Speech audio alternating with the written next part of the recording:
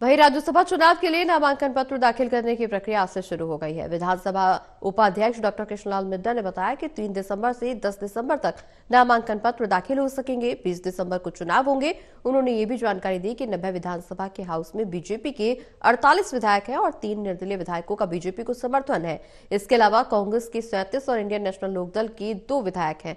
उन्होंने ये भी बताया कि प्रधानमंत्री नरेंद्र मोदी ने चंडीगढ़ में 3 परिवर्तनकारी नए आपराधिक कानूनों, भारतीय न्याय संहिता, भारतीय नागरिक सुरक्षा संहिता और भारतीय साक्ष्य अधिनियम के सफल क्रियान्वयन को राष्ट्र को समर्पित किया है और ये तीनों कानूनों को चंडीगढ़ में पूर्ण रूप से लागू किया गया है। बीजेपी कैसे राज्यसभा चुनाव जीतेगी और प्रधानमंत्री नरेंद्र मोदी ने चंडीगढ़ में क्या किया है, इस बारे में हरियाणा विधानसभा उपाध्यक्ष डॉक्टर कृष्णलाल मिड्ढा से खास बातचीत की है हमारे एसोसिएट एडिटर अनिल कुमार ने।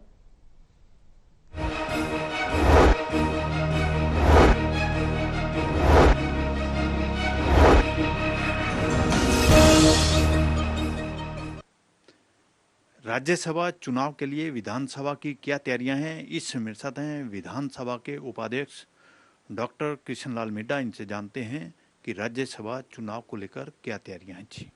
जी नमस्कार जी।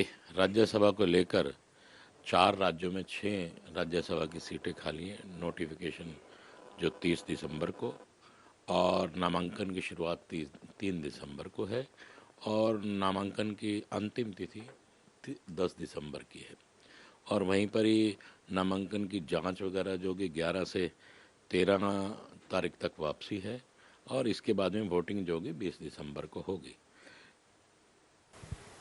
मिड्ढा जी, विधानसभा का कितने का हाउस है, कितने कांग्रेस के सदस्य हैं और कितने भाजपा के हैं और कितने दलीय हैं या अन्य पार्टियों के हैं? देखिए, वैसे तो मैं ये कहूँ कि आपको 48 जो हैं वो भाजपा के विधायक हैं, 3 निर्दलियों का भी हम लोगों को समर्थन है।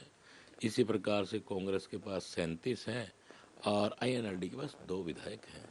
तो नेचुरल है कि ये सीट हमारी बनती है और हम हरियाणा की सीट को लेने का काम भी करेंगे।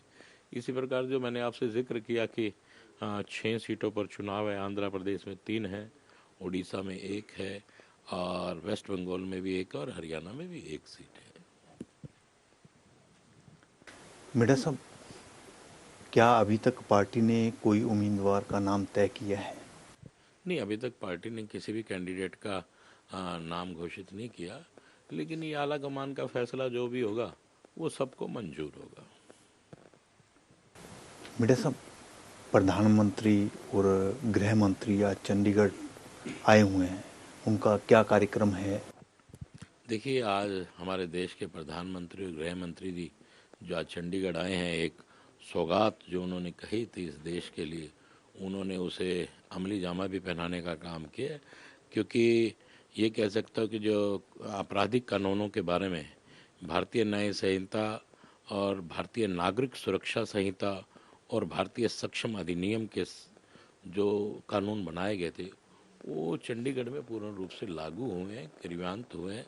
तो मेरा ये मानना कि जो हमारे देश के प्रधानमंत्री जी ने ये कानून बनाए थे, चंडीगढ़ ने सबसे पहले इसे करने का काम किया। ये हमारे लिए बड़े सौभाग्य की बात है और ये जल्दी से जल्दी ही ये पूरे देश में लागू हो जाएंगे, जिससे मैं ये कहूँगा कि बड़ा फायदा लोगों को मिलेगा।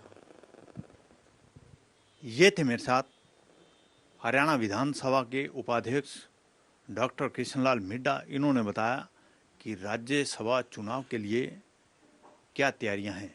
वहीं उन्होंने प्रधानमंत्री और गृह मंत्री के दौरे के बारे में भी जानकारी दी। Anil Kumar, total news, Chandigarh.